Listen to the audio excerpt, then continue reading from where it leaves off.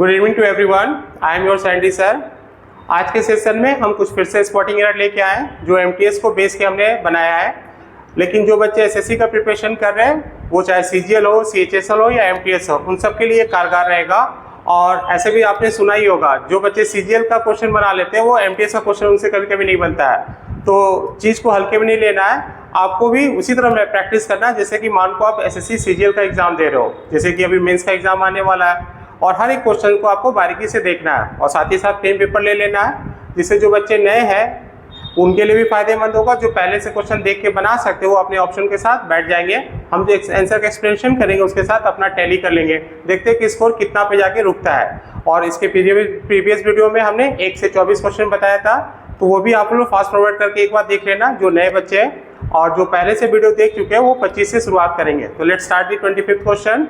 It's the question is he had begun to dig diligent along the low tide line and had captured 2 clams। तो एक व्यक्ति विशेष रहता है जो खोदता है, डिग का मतलब खोदना है, उसने खोदा, डिलीजेंट का मतलब मेहनत के साथ, और वो लो टाइड लाइन जहाँ पे समुद्र की लहरें थोड़ा कम हो जाती है तो उसको 2 क्लेम मिला। क्लेम्स का मतलब यहाँ पे हो जाएगा शिप, जो समुद्री जीव जंतुओं के जो होते हैं ना उसको बोलते हैं क्लेम।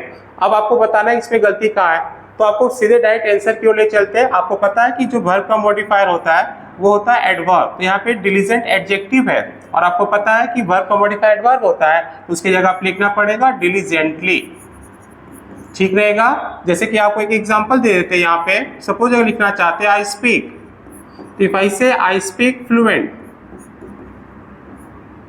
सॉरी इफ आई से स्पीक लिखना चाहते हैं इंग्लिश फ्लुएंट। अब बताइए सेंटेंस सही है गलत है? बहुत सारे लोग जो इंग्लिश नहीं जानते वो बोलेंगे ये सेंटेंस सही है, लेकिन आपको पता वर्ब का मॉडिफायर एडवर्ब होता है, तो यहाँ पे फ्लुएंट नहीं हुआ, ये तो एडजेक्टिव है, तो इसका एडवर्ब फॉर्म हो जाएगा फ्लुएंटली। तो व्हेन यू से आई स्पीक इंग्लिश फ्लुएंटली, तो this is the right answer. I speak English क्या होगा? फ्लुएंटली। तो यहाँ पे आंसर हो जाएगा पार्ट 3, डिलीजेंट की जगह पे हो जाएगा डिलीजेंटली। चलिए नेक्स्ट क्वेश्चन में आते हैं। क्वेश्चन नंबर 26, आप भी मेरे साथ आप पढ़ सकते हो, कहा जाता है पढ़ के बहुत सारी चीजें क्लियर हो जाता है। देखो लिखा हो, Frank has been making the rounds advancing a theory that I believe is not without merit. तो फ्रैंक व्यक्ति विशेष की किसी काम की बात हो रही है, तो यहाँ पे देखो तो हैज के साथ लगा बीइंग। देखो गलती पहले ही आपको समझ में आ रहा होगा, क्योंकि सबको पता है कि हैजअप के साथ वर्ब का कौन सा फॉर्म लगता है, बोलो तो तीसरा। और वो तीसरा फॉर्म बताओ तो बी का क्या होता है? बी वाज वर, और क्या होता है? बीइंग। तो यहाँ पे बीइंग के जगह पे क्या हो जाएगा बताओ तो बीन। अब बीन के बाद तो बिफोर आता ही है, प्रेजेंट परफेक्ट कंटीन्यूअस में सब्जेक्ट होता है, फिर हैजअप आता है, और हैजअप के साथ बीन आएगा, उसके साथ क्या आएगा? बिफोर आता है। तो हाँ, टाइम को बताने के लिए फिर फॉर और सिंस लगाते हैं हम लोग, प्लस ऑब्जेक्ट। तो ऑब्जेक्ट तो यही आ जाता है, उसके बाद फॉर और सिंस के बाद क्या आता है? टाइम आता है। तो ये स्ट्रक्चर में देखो तो हैजअप के साथ बीइंग तो कभी नहीं आएगा, तो यहाँ पे क्या आ जाएगा? बीइंग। थोड़ा बहुत बेसिक टेंस भी आपको यहाँ पे काम आ जाएगा। तो ऑप्शन नंबर इसमें किस में है? ऑप्शन नंबर क्या होगा आपका? सी। इसका भी आंसर क्या हो जाएगा? सी। चलिए आगे बढ़ते हैं। हाँ, क्वेश्चन नंबर आते हैं 27 में। Whatever a writer puts into a story probably comes with his own life experience। Obvious सी बात है, इवन हम जैसे टीचर भी कुछ पढ़ाते हैं तो अपने एक्सपीरियंस को ही तो आपके साथ शेयर करते हैं। देखो देख के पढ़ना और पढ़ के बोल देना ये तो सिंपल सी बात है, लेकिन उसको सही मायने में समझा देना और अपने एक्सपीरियंस के साथ, ये हमेशा कारगर होता है। आपका समय भी बचाता है और आपको डिफरेंट कोर्स या नोट्स खरीदने की जरूरत भी नहीं पड़ता है। तो चलिए उस एक्सपीरियंस को यहाँ भी शेयर करते हैं। तो देखो यहाँ राइटर की बात हो रही है, उसकी स्टोरी की बात है, जो आया कहाँ से, उसके अपने एक्सपीरियंस से। तो आपको पता होना चाहिए कि जब हम बात करते हैं ओरिजिन का, किसी भी स्रोत की बात करते हैं, सोर्स की बात कर लो या ओरिजिन की बात कर लो, तो उसके लिए हम लोग एक फिक्स प्रीपोजिशन यूज करते हैं फ्रॉम। जैसे अगर आपसे बोले गंगा रिवर आती कहाँ से? हिमालय से, तो गंगा रिवर फ्लो फ्रॉम क्या होगा? हिमालय। तो ये ओरिजिन की बात करा, तो बताओ वो उस राइटर का जो एक्सपीरियंस आया कहाँ से? उसके खुद से, ओरिजिन से। तो यहाँ पे बताओ तो कम्स विथ होगा, विथ के जगह पे क्या हो जाएगा? फ्रॉम हो जाएगा। This is the use of preposition. तो गलती मिलेगा आपको पार्ट नंबर डी में, इसका आंसर क्या हो जाएगा? डी। थोड़ा आगे बढ़ते हैं। नेक्स्ट आते हैं question number 28। The brightest stars can be 30,000 times most luminous than the Calico sun. तो देखो इसमें बता रहा है कि जो हमारा जो ब्राइटेस्ट साइन जो स्टार होंगे वो 30 टाइम्स मोस्ट लुमिनस देन क्या होगा, सन। ऐसा ही इसमें कहा गया, हो सकता है, लेकिन सन तो सन होता है। लेकिन आपको यहाँ पे रूल ऑफ ग्रामर के साथ साथ हम कुछ आपको प्रैक्टिस करा रहे हैं, कुछ हम एडजेक्टिव का भी। अच्छा बताओ, जो नाउन का जो डिस्क्राइबिंग वर्ड होता है वो कौन होता है, एडजेक्टिव। और एडजेक्टिव भी तीन तरह के होते हैं, पॉजिटिव होता है, कंपैरेटिव होता है और सुपरलेटिव होता है। ये चेंज ऑफ डिग्री में भी आपको थोड़ा बहुत सीखने को मिलेगा, लेकिन इसको पहचानने का तरीका क्या है, तो याद रखना जिस सेंटेंस में THAN देन आता है वो हमेशा कंपेयर करता है। कंपेयर का मतलब हमेशा वो दो लोगों के बीच में इक्वालिटी की बात करता है, तो उसके साथ क्या लगता है, देन। तो देखो इस सवाल में यहाँ पे आपको क्या दिखाई दे रहा है, देन। और आप सबको पता है कि देन के साथ डिग्री कौन सा आता है, कंपैरेटिव आता है, और कंपैरेटिव डिग्री क्या लग गया, मोस्ट। इट मींस कि यहाँ पे मोस्ट का प्रयोग नहीं होगा, उसकी जगह पे क्या होगा बोलो तो मोर। इन शॉर्ट मैं आपको यहाँ कुछ समझाने का कोशिश कर रहा हूँ। आपको पता होना चाहिए किसी भी एडजेक्टिव को कंपैरेटिव बनाने के दो तरीके होते हैं, या तो उसके लास्ट में ER लगा दो या उसके पहले मोर लगा दो। अब पूछने वाली बात है कि कब ER लगेगा सर, कब मोर, तो आपको बता दें जिस एडजेक्टिव का सिलेबल एक होता है उसमें लगता है ER, और जिस एडजेक्टिव का सिलेबल एक से अधिक होता है उसमें लगता है मोर। जैसे अगर आपसे पूछे अच्छा बताओ कि यंग का कंपैरेटिव क्या होता है, तो आप बताओगे यंग का कंपैरेटिव होता है यंगर प्लस ER। लेकिन आपसे पूछेंगे बताओ ब्यूटीफुल का क्या होता है, तो आप बताओगे मोर ब्यूटीफुल। और आपने देखा होगा इसमें मोर लगेगा तो इसमें भी देन लगेगा, इसमें ER लगेगा तो इसमें भी क्या लगता है, देन। तो इसका मतलब जिसमें एक सिलेबल होगा उसमें लगेगा ER, जिसमें एक से अधिक सिलेबल होगा उसमें क्या लगेगा, मोर। सिलेबल कहने का मतलब होता है जब कोई स्पीकर कोई बात को बोलता है तो अपने मुंह से जो शब्द का उच्चारण निकालता है उसमें एक राइजिंग टोन और एक फॉलिंग टोन होता है। जैसे अगर हमने बोला टॉल तो इसमें एक ही टोन आया, चाहे वो बढ़ता हुआ या कोई गिरता हुआ। जैसे बोलते हैं बिग, फिर बोलते हैं thin, old, small, thin, smart, young, तो इसमें एक सिलेबल आया। लेकिन बोलो ब्यूटीफुल, इसमें मोर देन वन सिलेबल आया। अच्छा बताओ इंटेलिजेंट, ऑब्वियस सी बात एक से ज्यादा आया। ब्रिलियंट, केयरफुल, हार्मफुल, वंडरफुल, इसमें एक से अधिक सिलेबल आया। तो जो बच्चे एडजेक्टिव की शुरुआती क्लास अगर नहीं जानते हैं तो उनके लिए बहुत कारगर होगा कि हम सिलेबल से हम उसमें ER और मोर लगा सकते हैं। तो वन सिलेबल के साथ ER और मोर देन वन सिलेबल के साथ मोर। लोग एडजेक्टिव छोटा और बड़ा करके बताते हैं, पता नहीं वो कितना कारगर होता है, लेकिन आपको छोटा बड़ा साइज नहीं देखना, उसको सिलेबल को देखना है। तो बताइए सेंटेंस में ल्यूमिनस में कितने सिलेबल आए, मोर देन वन आए, उसके आगे क्या लगेगा, मोर, जबकि लगा क्या है, मोस्ट। तो आपका आंसर हो जाएगा यहाँ पे ऑप्शन नंबर क्या होगा, बी।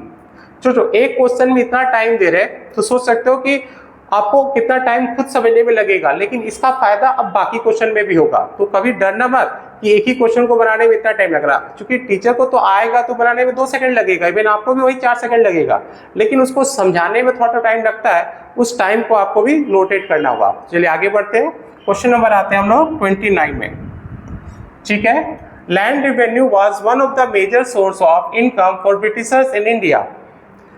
जो ब्रिटिशर हमारे देश में आए थे उनको आने के साथ उनको व्यापार सबसे पहले दिखा था, और यहाँ के जो लैंड से रेवेन्यू होता था, जो हम लोग चुंगी लगा के कर्ज लगा के लेते थे, उनको ब्रिटिशर को बहुत फायदा होता था।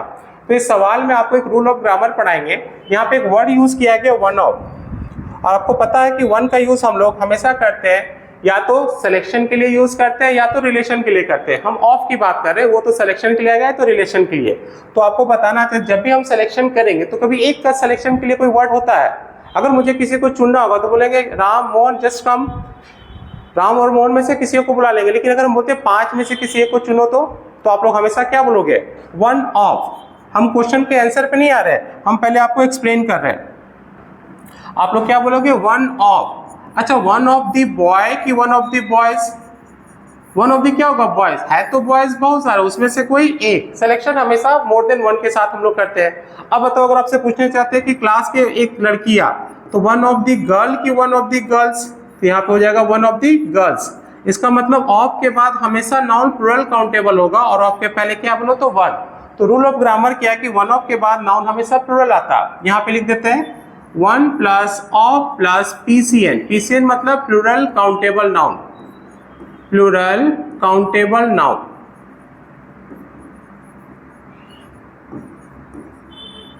ठीक है, अब आपको बताना है कि यहाँ पे गलती क्या, one of the major source होगा कि सोर्सेज होगा। ऑब्वियस ही बात है, सोर्स की जगह पे क्या होगा, सोर्सेज होगा। This is the right answer. तो याद रखना, सिर्फ वन की बात नहीं कर रहे, साथ ही साथ कुछ वर्ड और लिख सकते हो आप लोग, इच, 1।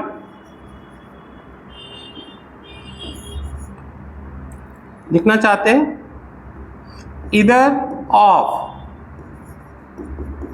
या लिखो नीदर ऑफ, या लिखो इच ऑफ, या एक और लिख लो जो अभी लिखा है वन ऑफ। इन सब के बाद नाउन हमेशा प्लूरल काउंटेबल होगा। और इंटरेस्टिंग बात पता है, वर्ब हमेशा क्या होगा, सिंगुलर वर्ब होगा। किसको देख के, ये प्लूरल नाउन को नहीं, इधर को, नीदर को, इच को और वन को देख के। आगे सेट में क्वेश्चन आएगा तो एक बार फिर से समझा देंगे। अभी के लिए फिलहाल वन ऑफ के बाद नाउन क्या होगा, प्लूरल, तो सोर्स का क्या होगा, सोर्सेस, तो गलती किस में मिलेगा, सी में। चलिए नेक्स्ट स्लाइड में आते हैं। Question number 30, he is struggling to make honest living. देखो क्वेश्चन पढ़ोगे तुरंत आपको समझ में आ जाए, बहुत अच्छा, लेकिन अगर रूल्स ऑफ ग्रामर से अगर बना लोगे तो आगे भी प्रैक्टिस अच्छा होगा। अच्छा बताओ, आप लोग को यहाँ पे एक वर्ड दिख रहा है ऑनेस्ट। अच्छा तो एच यहाँ पे क्या है, कॉन्सोनेंट है, और सबको पता है कि कॉन्सोनेंट के पहले हमेशा क्या लगता है, क्या लगता है, कॉन्सोनेंट लेटर के पहले क्या लगता है, ए लगता है, और वॉवेल वर्ड के पहले क्या लगता है, एन। लेकिन ये बात पूरी तरह से सच नहीं है। अगर ऐसा सोच होता तो बताओ ना, अगर इस ऑनेस्ट की जगह पर लिखना चाहते हैं आपको आवर, जैसे मैं आज आप लोग को 1 घंटा पढ़ाऊंगा, अब बताओ आवर के पहले ए लगेगा या एन, थोड़ा सोचो जरा। तो लोग क्या बोलते हैं ना, एच को साइलेंट कर दो, पढ़ो आवर, तो उसमें लगेगा वॉवेल वर्ड, इसलिए क्या लगेगा इसमें, एन। जबकि वो बात नहीं है, बात यहाँ पे कुछ और है। हम जो सिखा रहे हैं वो हर बच्चों को पसंद आएगा। जैसे कि अगर आपसे पूछे कोई भी वर्णमाला अगर अ से अह के बीच में हो तो उसके लिए आप लोग चुपचाप लगा देना एन, और क से ज्ञ के बीच में हो तो उसके लिए लगा देना हमेशा ए। हाँ, वो अलग बात है कि अंग्रेज लोग कैसे तैयारी करते होंगे, अंग्रेज लोग कैसे बोलते होंगे, आई डोंट नो, बिकॉज हम लोग तो अपने इंडियन के बच्चे को बात कर रहे हैं, आप जैसे विद्यार्थियों को पढ़ाने की बात हो रही, तो आप लोग के लिए कारगर है। अब सोचो अगर आपको एक एग्जाम्पल देते हैं, सोचो लिखना है यहाँ पे चाहते हैं आपको ऑनर। ऐसे तो एच यहाँ पे कॉन्सोनेंट है, लेकिन उसका उच्चारण देखो तो ऑनर, अ की तरह हो रहा, अ से अ के बीच में आता है, इसलिए क्या लगेगा, क्या लगेगा बोलो तो एन। अच्छा बताओ ना, जैसे लिखना चाहते हैं यहाँ पे आपको मैंगो, अब मैंगो में एम कॉन्सोनेंट है, अब म का उच्चारण हो रहा है, इसलिए क्या लगेगा इसमें ए। सर ये तो आसान है, ये तो है ही कॉन्सोनेंट, तो ए लगेगा, इसमें बड़ी बात क्या। अच्छा ऐसा बात है, तो बताओ तो एमबीए में क्या लगेगा। अब बताओ एमबीए में फिर से एम है, लेकिन उसका उच्चारण देखो तो ए की तरह हो रहा, ए किस में आता, अ से आ के बीच में, तो इसमें क्या लग जाएगा, एन लगता है, ठीक रहेगा। तो बताओ अगर आपसे पूछना चाहते हैं, बताओ स्कूल में क्या लगेगा, तो स्कूल को हम लोग पढ़ते हैं स्कूल, क्या पढ़ते हैं स, तो स की वजह से क्या लगेगा ए। लेकिन बताओ तो एसडीएम किसी का पोस्ट है तो उसके आगे क्या लगेगा, ये भी तो ऐसा है, लेकिन इसका उच्चारण हो रहा क्या है, ए, तो ए की वजह से क्या लग जाएगा, एन लग जाएगा।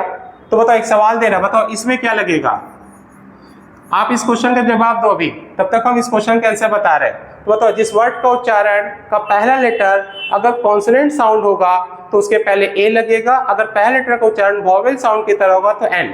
कॉन्सोनेंट और वॉवेल साउंड को मारो गोली, पहले बताओ अ से आ तक होगा तो अरे क्या लगेगा एन, और क से ज्ञ तक होगा तो क्या लगेगा आपका बोलो तो ए। तो बताओ यहाँ पे ऑनेस्ट के पहले क्या है, अ आ रहा, इसलिए ए के जगह पे क्या हो जाएगा, एन। चलिए नेक्स्ट क्वेश्चन में आ रहे हैं। तो यहाँ पे क्या हो जाएगा, ऑनेस्ट की जगह पे क्या होगा, अरे वो बात तो बता ही नहीं आपने, तो अभी तो बता ही नहीं, ईयर में क्या लगेगा, बोलो बोलो वहीं से बताओ। अरे आसपास लोग जाने तो आप पढ़ाई कर रहे हो। तो देखो ईयर वर्ड जो होता है इसका उच्चारण होता है ईयर, इसलिए ए लगता है, वेरेज इसको पढ़ते हम लोग ईयर, जिसको हम लोग बोलते हैं कान, इसके पहले क्या लगेगा, एन ईयर। तो सही वर्ड का सही उच्चारण करोगे तो you will get the answer. चलिए नेक्स्ट क्वेश्चन में आते हैं। To ascend a cragged mountain, however, was most difficult and dangerous than to ascend. तो यहाँ पे बात हो रही है एक माउंटेन पे, ascend का मतलब हो जाएगा चढ़ना, descend का मतलब उतरना, और वो क्या होता है एक रफ टाइप का क्या है माउंटेन है। और सही बात है, हम लोग बोलते हैं पहाड़ चढ़ना मुश्किल है, हमें लगता है तो पहाड़ से उतरना भी उससे भी ज़्यादा मुश्किल होता है, क्योंकि उसमें बैलेंस बना के उतरना होता है, तो ससरा के गिर जाएंगे, है ना। तो बताइए इसमें क्या गलती हो सकता है, पार्ट्स ऑफ ग्रामर क्या है। तो चलो आपको रूल फिर से बता रहे हैं। देखो तो यहाँ पे फिर से आ गया देन। अब देन अपने पहले कौन सा डिग्री लेता है, कंपैरेटिव। कंपैरेटिव को पहचाने कैसे, या तो मोर के साथ या तो ईयर के साथ। सिलेबल एक होगा तो ईयर, सिलेबल एक से अधिक होगा तो मोर। और यहाँ पे देखो तो पहले से कौन लगा हुआ बोलो तो मोस्ट। तो क्या मोस्ट सही है, इस मोस्ट की जगह पे हो जाएगा क्या मोर। देखिए टाइम कितना कम लगा, तो इसका आंसर हो जाएगा आपका ऑप्शन नंबर क्या हो जाएगा बताओ तो, ऑप्शन नंबर सी, मोस्ट के जगह पे क्या होगा मोर। चलिए नेक्स्ट आते हैं क्वेश्चन नंबर 32, लिखा हुआ anosmia is the completed loss of absence of the sense of smell. हाँ देखो ये नोज से वर्ड बना, इसको ना आप लोग याद रखना, कुछ ऐसी बीमारियां होती है जो बॉडी ऑर्गन के साथ आता, तो इसमें देखो लिखा हुआ नोज, NOS लिखा ना, एनोस्मिया। एनोस्मिया का मतलब होता है इनएबिलिटी टू क्या होता है स्मेल, जिसको ना सूंघने के बड़ा प्रॉब्लम होता है, वो कुछ को स्मेल आउट नहीं कर पाता है। हाँ आप लोग घर में बने हुए खाने को बहुत दूर से भी स्मेल आउट कर लेते हैं क्योंकि आप लोगों को ये बीमारी नहीं है, लेकिन बहुतों को ये बीमारी होती है। जैसे जिसको रात को नींद नहीं आती उसको क्या होता है हम लोग इंसोमेनिया, जिसको नींद ही नहीं आता। तो जो ये वर्ड होता है ये मेनिया कुछ आपको वन वर्ड सब्स्टिट्यूशन में भी मिलेगा। फिलहाल आते हैं यहाँ पे ये स्टेटमेंट बोला the completed loss of absence, तो स्टेटमेंट तो कल भी था, आज के लिए भी और हमेशा रहेगा, तो ये पास्ट कंप्लीटेड वर्ड सही लग रहा। ये हमेशा क्या होगा टाइमलेस वर्ड है, और टाइमलेस का मतलब लिमिटलेस का मतलब जिसमें कोई प्रेजेंट पास्ट फ्यूचर की बात नहीं हो रही है। तो बताओ यहाँ पे गलती क्या है, कंप्लीटेड के जगह पे हो जाएगा कंप्लीट, और जब कंप्लीट होगा तो गलती कहाँ मिलेगा, ऑप्शन नंबर बी में। चलिए आगे बढ़ते हैं, नेक्स्ट स्लाइड में आते हैं। My teacher said to me that all that glitters were not gold. Same से वही क्वेश्चन आ गया, हर समय की चीज सोना नहीं होती है। तो ये स्टेटमेंट क्या है, इसको हम लोग बोलते हैं एक तरह से टाइमलेस, मतलब ये किसी प्रेजेंट पास्ट फ्यूचर के लिए था ही नहीं। जैसे अगर आपसे बोले the sun rises in the east, तो सूरज बेटा आज उठ जाओ कल से मत उठना, ये कल भी उठा था आज भी उठेगा और हमेशा उठेगा, ये होता है टाइमलेस। इसमें टाइम की बॉन्डिंग नहीं होती है। स्टेटमेंट इडियम्स हो सकते हैं, फ्रेजेस हो सकते हैं, ये क्या होता है कुछ जनरल फैक्ट्स हो सकते हैं, जैसे sun rises in the east, sorry the earth rises, sorry the sun rises in the east, तो ठीक है, the earth moves around the sun, तो ये स्टेटमेंट है जो पहले भी था आज भी और हमेशा रहेगा, तो ये हमेशा प्रेजेंट में होता है। तो इसका आंसर क्या होगा, आप लोग भी बैठ के बोल सकते हो, हमारे आपके बीच में कम्युनिकेशन हो रहा। The teacher said to that, हाँ ये पास्ट है, लेकिन पास्ट के बाद भी क्या आएगा प्रेजेंट आएगा, ग्लिटर्स। ऐसे ऑल दैट ग्लिटर्स, तो दैट ऑल के लिए आ रहा, तो इंडेफिनिट प्रोनाउन, इंडेफिनिट के साथ हमेशा इज भी आता आर, तो यहाँ पे इडियम इज लिखो इज, तो गलती वर्ड तो नहीं होगा, तो कहाँ गलती मिलेगा, पार्ट नंबर क्या हो जाएगा ए में, all that glitters is not gold.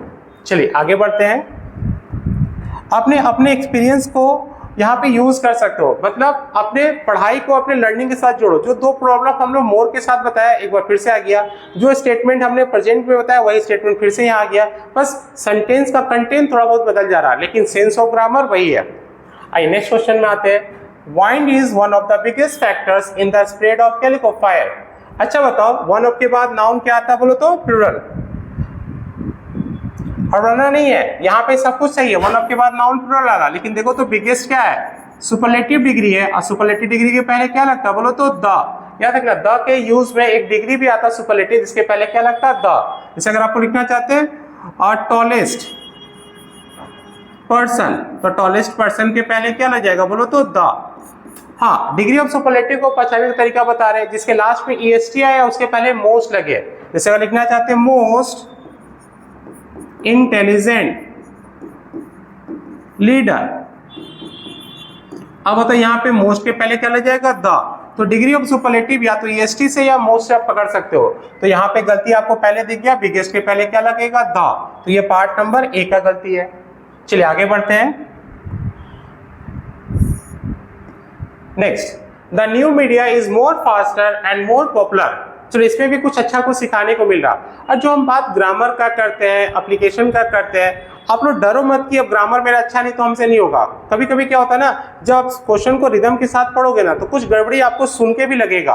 अब देखो ना यहाँ पे बात हो रहा, the new media is more faster and क्या लिखा देखो तो यहाँ पे एंड मोर पॉपुलर। अच्छा बताओ हम एडजेक्टिव को कैसे पहचानते हैं, कंपैरेटिव है कि सुपरलेटिव है, जब देन आता है, और साथ ही साथ क्या बताया उसके लास्ट में ER आएगा या तो मोर आएगा। लेकिन खुद सोचो कि यहाँ पे फास्ट में जब ER लग गया तो उसके पहले मोर होगा। अब एक ही एडजेक्टिव में दोनों चीज लगाना सही होगा। अब बोलो तो मोर ब्यूटीफुलर, थोड़ा अजीब लग रहा है ना। बोलो तो मोर ब्रिलियंटर, कोई वर्ड होता है, मोर वंडरफुलर, ऐसा कोई वर्ड होगा क्या, होगा ही नहीं, बोलने भी खराब लग रहा। तो जिस तरह जिस एडजेक्टिव में मोर लगेगा उसके लास्ट में ER नहीं होगा एक पर्टिकुलर एडजेक्टिव के लिए, तो जिसमें ER लगेगा उसमें मोर कैसे लगेगा। कहने का मतलब अगर आपको लिखना चाहते you are smarter, you are smarter than Ravi, हम अपने से तुमको क्यों स्मार्ट बनाए? तो रवि से आप स्मार्टर हो। अब बताओ जिसमें ER लग गया तो उसके पहले मोर स्मार्टर लिखेंगे। सुन को ही थोड़ा अजीब लग रहा। तो कल को किसी को आप बोलते हो अगर मोर स्मार्टर, मोर यंगर, तो आज के बाद मत बोलना मोर बेटर, ये कोई वर्ड नहीं होता है। तो उसके साथ क्या नहीं लगेगा? मोर। तो चलो इसको कॉपी में कहीं लिख ही लो, राइट इट डाउन। कहने का मतलब कि जिस एडजेक्टिव में, बात को सुनना, एक अकेला एडजेक्टिव में ER आ जाए उसके पहले हम लोग मोर का प्रयोग नहीं करेंगे। लिख के काट दो। इट मीन्स कि मोर और ER कभी एक साथ आ ही नहीं सकता किसी एक एडजेक्टिव के लिए। या तो ER आएगा तो मोर नहीं आएगा, मोर आएगा तो ER नहीं आएगा। चलिए तो एक कॉन्सेप्ट और बता दे, शायद आप पे बर्डन ना पड़ जाए, तो उसको भी लिख ही लेना। तो जिस तरह हम एडजेक्टिव में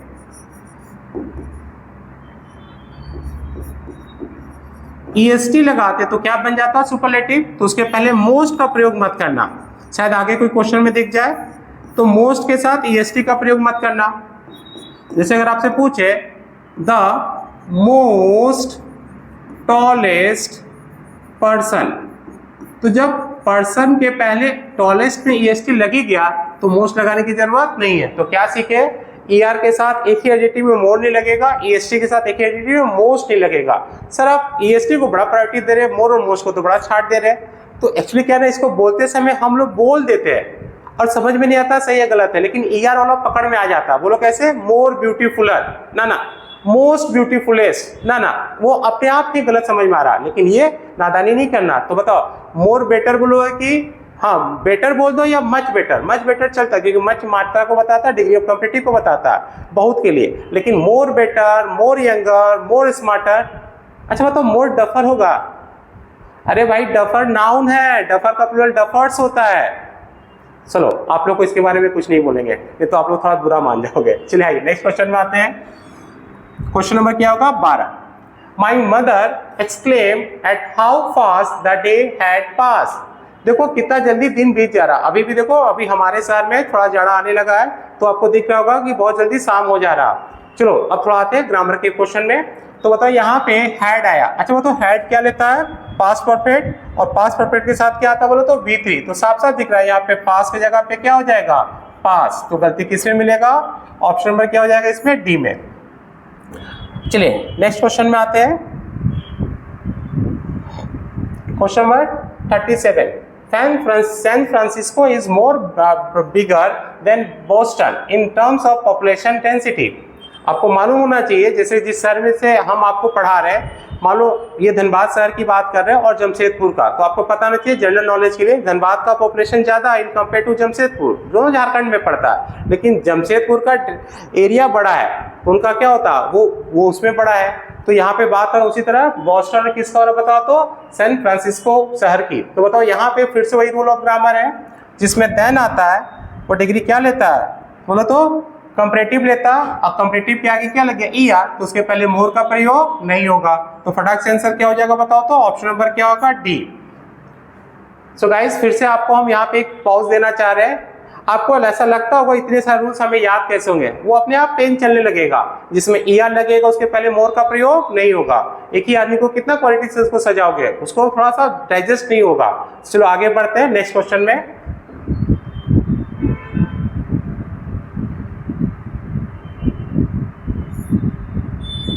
question number 38। In the primitive का मतलब होता है प्राचीन, ओशियंस का मतलब समुद्र हो गया। Life begins nearly 3.5 million years ago. तो जो लाइफ हमें देखने को मिला है समुद्र में वो आज से इतना साल पहले की है। तो बताओ आपको यहाँ पे टाइम की बात हो रही है, और टाइम होगा तो एक्शन होगा, एक्शन होगा तो टेंस होगा, तो फिर से टेंस का क्वेश्चन ले जाते हैं। तो बताओ अगर आपसे बोलते हैं yesterday, ago, last, past, before, that day, the other day, ये सब क्या बताता है? पास्ट को। और जो बीत गया वो हमेशा टेंस क्या लेता है? Simple past. देखो ये संयोग मात्र नहीं है कि ये क्वेश्चन टेंस का फिर से आ गया। आप जब भी प्रैक्टिस करोगे तो टेंस का आना तय है, और टेंस वो स्ट्रक्चर ऑफ ग्रामर नहीं है। टेंस आपको तीन चीज को बताता है, प्रेजेंट, पास्ट, फ्यूचर। ये आपका टाइम है।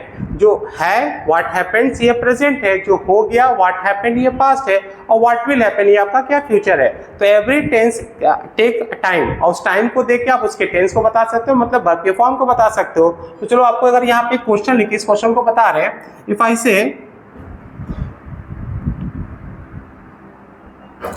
आई डैश लिखना चाहते हैं यहाँ पे आई वियर डैश शूज। अब बताओ इस डैश में ऑप्शन दे रहे हैं, लिखना चाहते सॉरी आई वियर शू या पुट ऑन शू बोलते हैं, या वियर ही लिख दिया, दूसरा लिख देते वोर शू, या थर्ड लिखना चाहते विल वियर, और एक ऑप्शन लिख देते वियर्स, हम जूते पहनते हैं। अब बताओ, सबसे पहले बताओ तो कॉन्सेप्चुअल गलती क्या है कि आई के साथ हमेशा वर्ब का पहला फॉर्म होता है, base form of the verb होता है, तो उसमें वियर्स का प्रयोग तो होगा नहीं। अब या तो वियर करोगे या तो वोर करोगे या विल वियर, देखा जाए तो टेक्निकली तीनों सही है, लेकिन यहाँ पे वर्ब क्या होगा, अगर आपको यहाँ टाइम बता दे तो, अगर आई शो लिखना चाहते yesterday, I dash yesterday shoes, तो बताओ क्या होगा, आई वोर शू होगा, क्योंकि यस्टरडे आ गया। सोचो अगर इस यस्टरडे के जगह पे लिखना चाहते हैं आपको टुडे, अच्छा बताओ अभी हम जूते पहने थे कि पहने हैं, तो बताओ अभी के लिए क्या हो जाएगा, बताओ तो वियर हो जाएगा। अच्छा बोलना चाहते हैं आपको टुमारो, अब कल हम पहनेंगे, तो व्हाट विल हैपन, ये फ्यूचर है तो विल वियर होगा। तो are you getting my sense of understanding to you, कि अगर आपसे हम पूछे कि अगर हम प्रेजेंट में है कि पास्ट में, फ्यूचर, टाइम बता देगा, तो बताओ यहाँ पे अगो क्या बता रहा, पास्ट को, और पास्ट के साथ टेंस क्या होता है, सिंपल पास्ट, तो बताओ यहाँ पे लाइफ बिगिन होगा, बिगिन्स होगा कि बिगेन होगा, क्या होगा, बिगेन होगा। तो ये जानकारी सिर्फ एक क्वेश्चन के लिए नहीं है, आगे जब भी टाइम होगा तो यस्टरडे होगा तो पास्ट लगा देना, टुडे होगा तो प्रेजेंट लगा देना, ये पास्ट है, ये प्रेजेंट है, और विल होगा या टुमारो होगा तो क्या हो जाएगा, फ्यूचर हो जाएगा, ठीक रहेगा। चलिए आगे बढ़ते हैं नेक्स्ट क्वेश्चन में।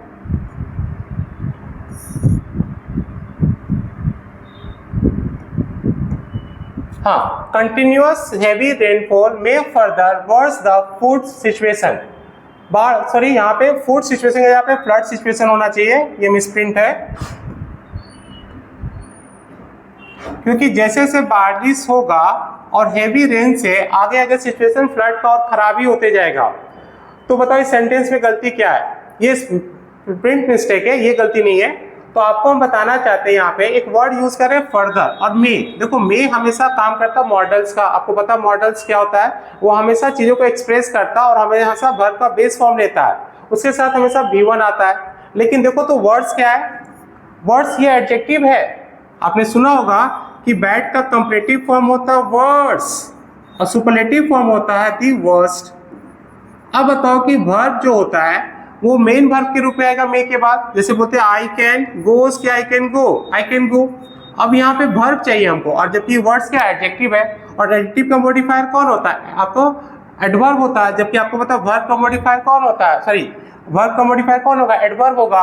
अब बताइए यहाँ पे वर्ड्स होगा तो वर्ड्स का एक फॉर्म याद रखना, वर्ड्स का एक नाउन फॉर्म वर्ब फॉर्म होता है वर्डसन, वर्डसन नाउन फॉर्म, सॉरी क्या आपका वर्ब फॉर्म है। जैसे आप बोलते हो ना ड्रिंक का, तो ड्रिंक का दो वर्ब फॉर्म होता है, एक होता है ड्रंक, ये B3 हो गया, एक होता है ड्रंकेन, इसको बोलते हैं हम लोग पास्ट पार्टिसिपल, किसी की कंडीशन को बताते हैं। ड्रंकेन मैन का मतलब एक पिया हुआ इंसान, तो उसकी कंडीशन को बता रहे, तो वहां पे कंडीशन के लिए यहाँ पे वर्ड्स नहीं होगा, क्या होगा वर्डसन। ये ग्रामर के एडवर्ब वाले चैप्टर में ज्यादा अच्छे से क्लियर होगा। फिलहाल के लिए आपको यहाँ पे वर्ड्स की जगह पे क्या लिखना है, वर्डसन। जो पार्ट गलती किसमें मिलेगा आपको, ऑप्शन नंबर डी में। ऐसा नहीं कि समझाने में कंजूसी की है, जो समझाना था वो समझा दिए कि मॉडल के बाद हमेशा वर्ब का बेस फॉर्म आता है, वर्ड्स यहाँ पे एडजेक्टिव है, इसको नाउन सॉरी वर्ब बनने के लिए वर्ड्स का क्या करना पड़ेगा, वर्डसन। चलिए आगे बढ़ते हैं। चलिए next question, we needing to keep और क्लोज आई ऑन दी, क्या लिखो, राइजिंग प्राइस ऑफ, क्या लिखो, फ्यूल। हमें ये नजर रखना होगा किसी भी चीजों के बढ़ने के प्राइस को लेके। तो बताओ यहाँ पे प्राइस ऑफ फ्यूल की बात हो रही है, किसी का क्या, तो आपको यहाँ पे क्वेश्चन में दिख रहा होगा यहाँ पे नीडिंग और उसमें टू के बाद कैप, तो यहाँ गलती आपको पहले पार्ट में 2 दिख गया। याद रखना जब भी हम बात करते हैं मॉडल वर्ब का, तो उसके साथ वर्ब का बेस फॉर्म आता है, तो वो काम करता है मॉडल वर्ब का। अगर वो मॉडल वर्ब नहीं होगा तो वो नीड की बात कर रहे हैं, तो वो अपने साथ टू लेके आएगा, टू लेके आएगा तो वर्ब का पहला फॉर्म लेगा, ये काम करेगा आपका क्या, नॉर्मल वर्ब का, ऑर्डिनरी वर्ब का। अब इतने सारे वर्ब आप कहाँ से याद रखोगे, तो इसको हम एक बार फिर से साफ साफ समझा दे रहे हैं, थोड़ा सा इसको मिटा के। अगर हम आपसे कहें कि नीड मॉडल है, तो अपने साथ हमेशा बेस का वर्ब का फर्स्ट फॉर्म लेके आएगा, बेस फॉर्म, तो उसको बोलेंगे V1। अगर नीड मेन वर्ब है, जैसे कि गो, प्ले, डांस है, तो उसके साथ 2 + V1 लगेगा। और काम दोनों वही करेगा। अब बताओ यहाँ पे नीडिंग कोई वर्ड होगा? ऐसे भी बी के बाद नीडिंग तो आएगा नहीं, क्या आएगा? नीड। और नीड के बाद चूंकि टू आ गया तो उसके बाद V1 आएगा, तो कैप्ट होगा कि कीप होगा? कीप होगा। तो गलती मिलेगा इस पार्ट में, फर्स्ट पार्ट में, तो पार्ट ए में गलती होगा। हाँ, नीड प्लस V1 को लिखना, ये काम करा मॉडल का, और नीड प्लस 2 प्लस V1 ये काम करा आपका मेन वर्ब का। मतलब अगर बिना टू का आएगा तो ये बेयर इन्फिनिटिव होगा, और टू के साथ आएगा तो ये काम करेगा इन्फिनिटिव का। हाँ, किसी भी सेंटेंस में अगर मॉडल, नीड और डेयर आ जाए, ये बेयर इन्फिनिटिव का भी काम करता है, 2 प्लस V1 के साथ भी आता है, तो ये काम करेगा एक आपके मॉडल वर्ब का और एक काम करेगा आपका मेन वर्ब का। चलिए नेक्स्ट क्वेश्चन में आते हैं। 41. In the delicacy and calico elaborateness of its ornament, it is the more splendid church in Calico, Italy. हम, मेरे मुंह से तो आंसर ही आ गया, क्योंकि अभी थोड़ी देर पहले पढ़ा है कि जिस एडजेक्टिव में द लग जाता वो डिग्री क्या लेता? सुपरलेटिव लेता। जैसे था क्वेश्चन क्या? बिगेस्ट, तो बिगेस्ट के पहले क्या लगा? द। तो देखो यहाँ पे लगा मोर, क्या? द। और ये देखो तो क्या बता रहा है? ये जो ऑर्नामेंट है वो बता रहे हैं उस चर्च के जो सजाया गया था उस इटली का सबसे खास है, स्प्लेंडेड है। अब बताओ यहाँ पे मोर से काम चलेगा? बताओ तो ये डिग्री क्या लेगा? सुपरलेटिव लेगा, तो क्या होगा? मोस्ट। मोस्ट होगा तो गलती किसी में लेगा? पार्ट नंबर क्या हो जाएगा बताओ तो? ऑप्शन नंबर क्या होगा? D.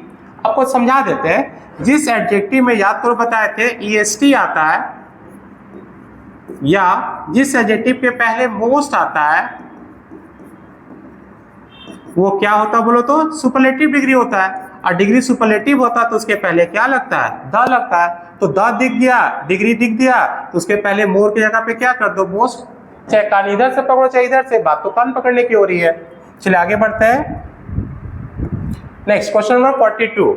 His success as a lawyer grew so fast that he soon had enough money to buy a house.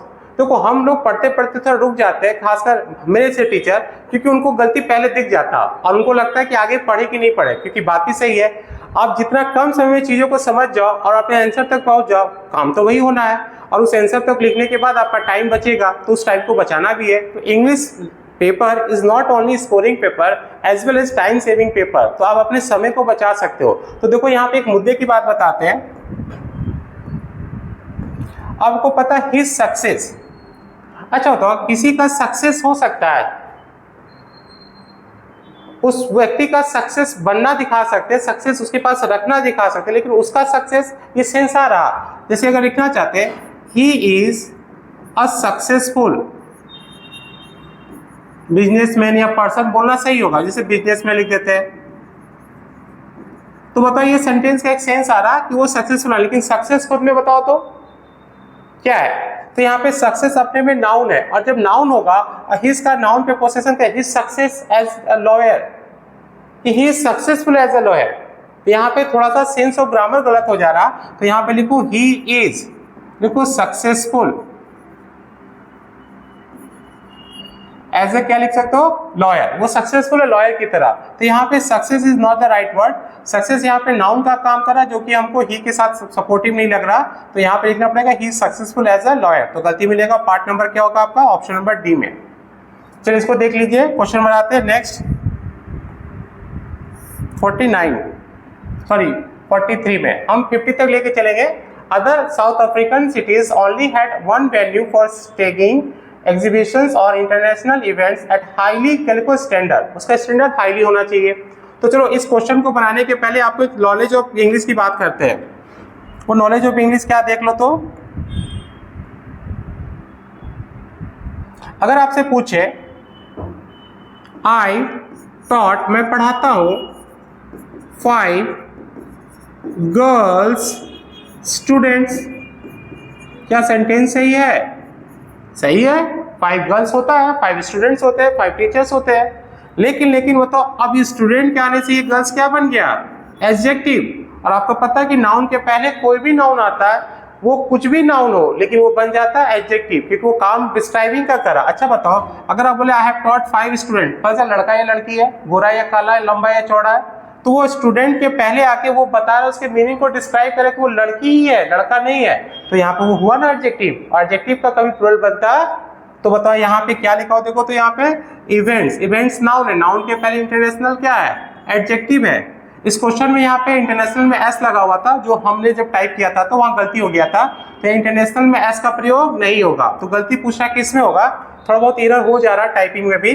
तो यहाँ पे क्या हो जाएगा बताओ तो, इवेंट के पहले इंटरनेशनल में क्या लगेगा, एस, जो कि गलती है, इसलिए ऑप्शन में क्या होगा, बी। फिर से रिमाइंड कर रहे हैं, जो ये कॉन्सेप्ट है उस पर ध्यान रखना।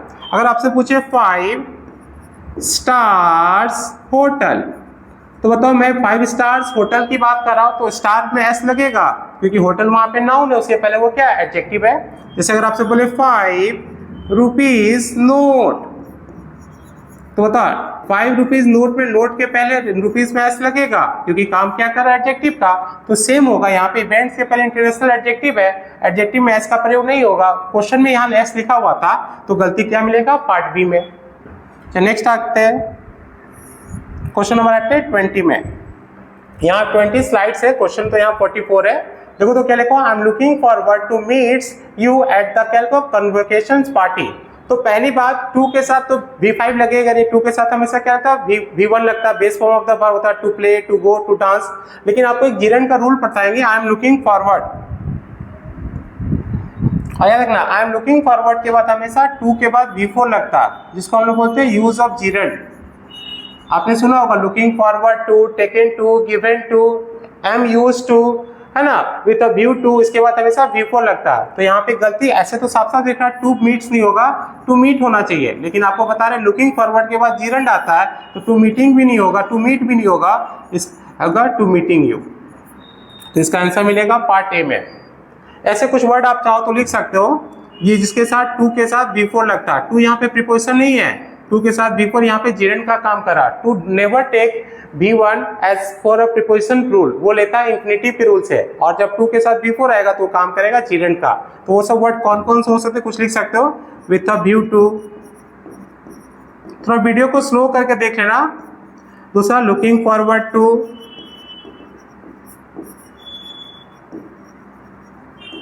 फिर को ना बी यूज टू, फिर को एडिक्टेड टू, फिर क्या होगा, टेकन टू। देख लेना, वीडियो कटे ना साइड से। फिर को गिवन टू, इन सब के साथ V4 लगता है। और भी नोट से आपको पढ़ने को मिल जाएगा जिरन के पार्ट में। ये थोड़ा आगे बढ़ते हैं, नेक्स्ट क्वेश्चन में आते हैं, question number 25। John wanted to know, it will John I come to the college in the evening। इस क्वेश्चन में भी कुछ गलती है, जो मिसप्रिंट है। ऐसे तो आप लोगों को बता रहे हैं, एक सेंटेंस में जब वांटेड आ गया तो उसके साथ कभी विल का प्रयोग नहीं होगा, और जब विल का प्रयोग नहीं होगा तो उसके जगह पे क्या होगा बताओ तो, वुड का। तो यहाँ पे विल के जगह पे वुड हो जाएगा। ये क्वेश्चन में भी फिर से जॉन आ गया, जो कि नहीं आना था। फिलहाल गलती यहाँ पे हो जाएगा ऑप्शन नंबर बी में। आपको एक्सप्लेनेशन के लिए क्वेश्चन देते हैं। सपोज अगर आपसे बोले when you saw a tiger, suppose करो कि तुमको अगर टाइगर दिखाई दे दे, अरे जिंदा वाला, चिड़ियाघर वाला नहीं, what will your reaction be, तुम्हारा रिएक्शन क्या होगा। अब बताइए सेंटेंस में क्या गलती है। तो एक सेंटेंस में अगर आपको V2 दिख जाए सिंपल पास्ट, तो उसके साथ विल का प्रयोग नहीं करते, उसके जगह पे क्या करते हैं, वुड। इस वाले क्वेश्चन में भी वही हो रहा है, विल के जगह पे क्या हो जाएगा, वुड। फिलहाल के लिए आगे बढ़ते हैं। नेक्स्ट क्वेश्चन आज का आखिरी क्वेश्चन होगा, क्वेश्चन नंबर 50।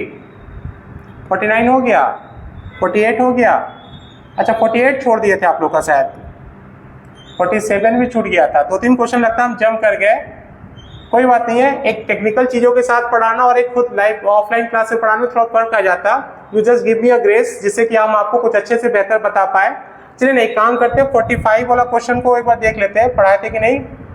बहुत छोड़ दिया आप लोग के लिए, हम तो लगता है 45 के बाद 45 में आते हैं, वापस आ जाएंगे फिर से 45 में। I have not saw your sister since she come to the calico city, जब से तुम्हारी बहन आई है सिटी में, मैं उससे मिला नहीं हूँ। तो बताओ यहाँ पे हैजअप के साथ बताओ तो सॉ होगा कि भीतरी होगा।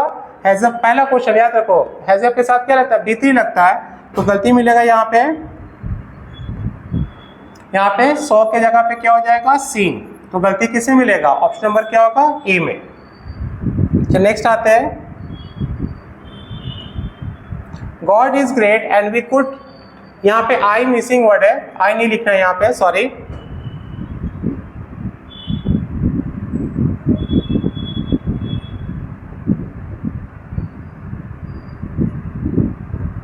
God is great and we could, इसको आई को हटाई देते हैं, be grateful to him for of the gift has bestow on us. Bestow का मतलब कुछ चीज को प्रदान करना, तो बताओ यहाँ पे गॉड ग्रेट है क्योंकि उन्होंने हमें बहुत कुछ दिया गिफ्ट के रूप में। अब बताओ यहाँ पे ये क्या है, उनके प्रति हमारा ऑब्लिगेशन दिखा रहा है ना, एक कर्तव्य को, नैतिकता को दिखा रहा, तो यहाँ पे कुड का यूज करेंगे, उसके जगह पे क्या करेंगे, शुड का यूज करते हैं। आपको पता है ना कि जब बात करेंगे नेसेसिटी की, जब बात करेंगे ऑब्लिगेशन का, ड्यूटी का, तो हम लोग क्या लगाते हैं, शुड। एडवाइस में तो लगाते ही लगाते हैं, तो इसका आंसर हो जाएगा कुड के जगह पे हो जाएगा शुड। गलती मिलेगा बी पार्ट, सी पार्ट में। नेक्स्ट आते हैं, पीटर सेड देन। अच्छा बताओ, डिग्री आपको पता है कि रिपोर्टेड स्पीच में जब सेड आ जाता है, सेड आ जाए या सेड टू आ जाए, उसके बाद टोल्ड आता है, तो आपको पता है सेड या सेड टू को क्या करते हैं हम लोग, सेड टू को चेंज किस में करते हैं, टोल्ड में। और टोल्ड के बाद क्या लिखते हैं, दैट। इवन सेड भी आता है तो उसके साथ क्या लिखते हैं, कनेक्टिंग वर्ड क्या लिखते हैं, दैट। तो यहाँ पे क्या है, देन है, तो देन के जगह पे क्या हो जाएगा, दैट हो जाएगा। थोड़ा सा फास्ट रिव्यू कर रहे हैं क्योंकि ये सब क्वेश्चन बहुत सिली सा है और एमटीएस लेवल का है, तो आप समझ सकते हो कि कितना टफ क्वेश्चन होगा। तो यहाँ पे गलती मिलेगा ऑप्शन नंबर डी में। नेक्स्ट आते हैं, We forgot to wish Susan in her birthday this year। ये और अच्छा क्वेश्चन है। देखो जब भी हम बात करते हैं डे और डेट का, डे और डेट का, तो उसके साथ या कोई इवेंट की बात करते हैं तो उसके साथ हमेशा लगाते हैं ऑन। क्या लगाते हैं, ऑन। अब तो किसी का बर्थडे है वो, या किसी का डे या डेट है या इवेंट है, तो इन हर बर्थडे होगा कि ऑन हर बर्थडे होगा, क्या होगा, ऑन हर बर्थडे। तो याद रखना, अगर मैं आपसे पूछूं, सपोज एक क्वेश्चन लिखना चाहते हैं, I will meet you dash January dash 5 PM dash Friday. तो देखो यहाँ पे 3 टाइम है, एक जनवरी है, एक फ्राइडे और एक क्या 5 PM है। तो आपको बता रहे हैं डे और डेट के लिए क्या लगता है ऑन, तो फ्राइडे के लिए क्या लगेगा, ऑन। अच्छा जनवरी नेम ऑफ द मंथ है, उसके लिए इन लगेगा।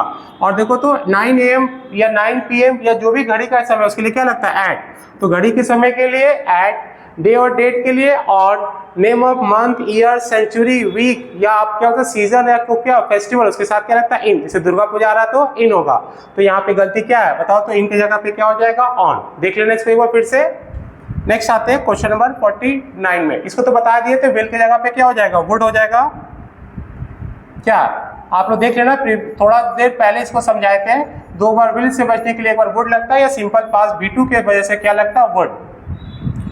चलिए लास्ट क्वेश्चन में आते हैं, question number 50। Owing for his illness he couldn't achieve his character goal. सही बात है, बीमार पड़ने से लोग अपने अचीवमेंट को नहीं पा पाते। और बात समझ लो, ये बात पूरी तरह से प्रैक्टिकल है। देखो आपके घर में पैसे की कमी है, या आप लोग बहुत गरीब हो, या पैसे के संसाधन से आप लोग बहुत दूर हो, वैसे में पढ़ाई करना थोड़ा मुश्किल होता है, लेकिन लोग करते हैं। लेकिन कोई बीमार पड़ जाए घर में, आसपास में कोई पड़ोसी का कोई निधन हो जाए, तो भी आप लोग का मन विचलित होता है और बहुत ज़्यादा तक दुखी होते हो, नहीं पढ़ने का मन करता।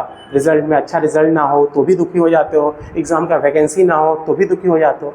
लेकिन सही मायने पता है आप लोग दुखी कब होते होंगे, या बहुत कब आपको परेशानी होता है, जब आप खुद बीमार होते हो। अगर आप बीमार हो ना, इसका मतलब आप दुनिया का आसपास कुछ भी अच्छा क्यों ना हो, आपके पास धन दौलत ही क्यों ना हो, आप उसको एंजॉय नहीं कर पाते हो। तो बात बहुत समझने वाली बात है। तो आप लोग स्वस्थ हो, ये हम ऐसा मान रहे हैं, इसका मतलब आप लोग बहुत अमीर हो, बहुत सुकून से हो और बहुत आराम से हो। अब आपको बस पढ़ना है, इसलिए भगवान से मनाओ कि हमें पैसा ना मिले, भगवान से मत मनाओ कि हमें बहुत अमीर बन जाए, बस भगवान से ये मनाए कि हम स्वस्थ रहें। अगर आप स्वस्थ रहिएगा तो आपका मन भी स्वस्थ रहेगा, कुछ करने का जज्बा भी स्वस्थ रहेगा, और आप कुछ अच्छा कर लोगे, लिख लो, कर लोगे। अगर वैकेंसी अगर 500 है, वैकेंसी 5000 है या 5 लाख है, आपको ज़्यादा फर्क नहीं पड़ेगा, क्योंकि आपको आना तो एक ही सीट है। अब वो सीट कहीं से भी आएगा, लोग जनरल में भी ला रहे हैं, लोग अच्छे लेवल से भी आ रहे हैं। तो देखो कभी भी कट ऑफ पास होने के लिए मत पढ़ो, टॉपर बनने के लिए पढ़ो, क्योंकि जितना जल्दी आप टॉपर का सोचोगे कहीं ना कहीं आके आप उसको बेस पे आके गिरोगे। लेकिन शुरू से टारगेट अगर कट ऑफ ही निकालना है तो बड़ा मुश्किल हो जाएगा दोस्त। तो चलो ये तो बात समझाने की हुई। आते हैं क्वेश्चन में। तो क्वेश्चन में क्या था, ओइंग फॉर, और ओइंग के साथ क्या रहता बताओ तो टू, वो बताता रीजन को। तो यहाँ पे गलती मिलेगा, पार्ट नंबर क्या होगा सी। तो ओइंग फॉर की जगह पे लिख दो owing to, this is right answer. इसका आंसर हो जाएगा ऑप्शन नंबर क्या होगा सी। तो अब तक आपको हमने कल के और अभी तक में 50 क्वेश्चन का सेट बना दिया। आप लोग वीडियो को 2-3 बार देख लेना। कुछ मिस्टेक टेक्निकल एरर हो सकता है हमारे थ्रू, कुछ प्रिंटिंग मिस्टेक भी है, लेकिन इनिशियल है, आप लोग भी जानते हो, जो मुझे जानते हैं वो मेरे पढ़ाई को जानते हैं, वो उसको अच्छे से समझते भी है। तो आप लोग को समझाने के लिए, आप लोग को पढ़ाने के लिए हम आपको ये वीडियो बना रहे हैं। तो इसको एंजॉय करो। और हाँ, एंजॉय के साथ साथ आपका सेलिब्रेशन भी आ गया दुर्गा पूजा। लेकिन देखो, दुर्गा पूजा मनाना है आप लोग को, दुर्गा पूजा के लिए बहुत सारी शुभकामनाएं, लेकिन साथ ही साथ भूलना नहीं है सीजीएल मेंस, सीएचएसएल मेंस और अभी एमटीएस, ये तीनों आपके लिए फेस्टिवल है। हमारे लिए और आप बच्चों के लिए तो फेस्टिवल क्या है, एग्जाम ही है। तो इसको भी साथ में लेके चलना है। तो मिलते हैं नेक्स्ट वीडियो में। जो भी वीडियो होगा आपको पहले से टेंटेटिव बता दिया करेंगे। तब तक के लिए thank you and best of luck. Thank you.